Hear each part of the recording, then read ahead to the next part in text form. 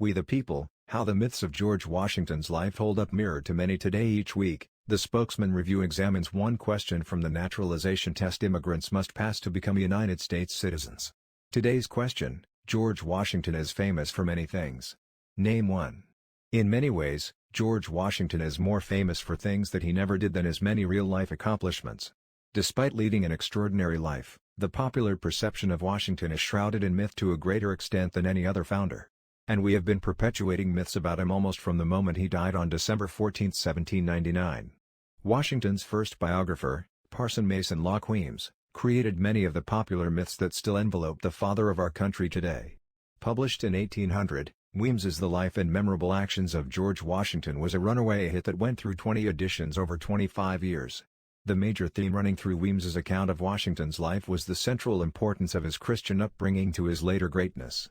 Weems zeroed in on an almost entirely fictitious relationship between George and his father Augustine, most famously encapsulated in the myth of the cherry tree. Augustine's nurturing of the young George through biblical teachings meant that his son had the moral courage to confess to his father that he had, indeed, felled Augustine's favorite fruit tree with his new hatchet. He couldn't tell a lie. Washington's religiosity didn't end there.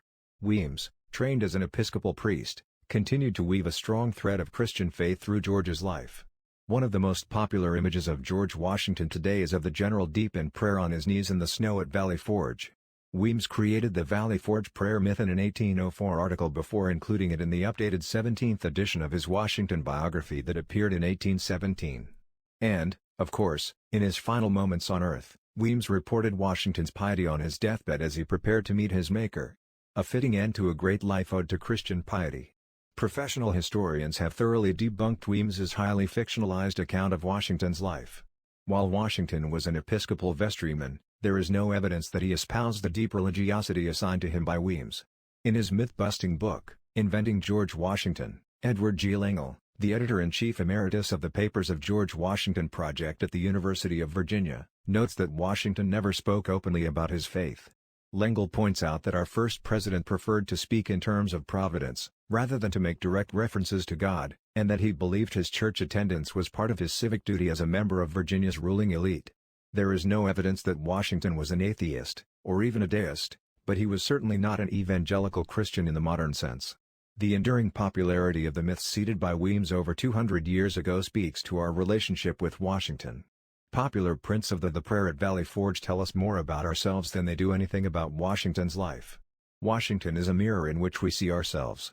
If we are not careful, Washington's memory becomes another victim of the unending culture wars. Believe that the United States is a Christian nation? Then, Washington accepted Jesus Christ as his personal savior. Want to legalize marijuana? Well, Washington grew hemp at Mount Vernon.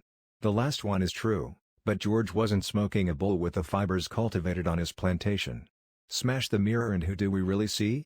The citizenship test approves 4 answers for Washington, all of which are true: father of our country, first president of the United States, general of the Continental Army, and president of the Constitutional Convention. All these accomplishments, however, came after 1775 when Washington was already in his 40s. If Weems was wrong about the guiding influence of Washington's religiosity, what is his backstory? How did he position himself to become, in the words of his great adversary King George III, the greatest man in the world? To answer these questions, we need to acknowledge another truth in Washington's life that is not among the approved answers in the citizenship test: he was a slaveholder. The importance of this fact is not that we are anachronistically applying 21st century values to condemn an 18th century man.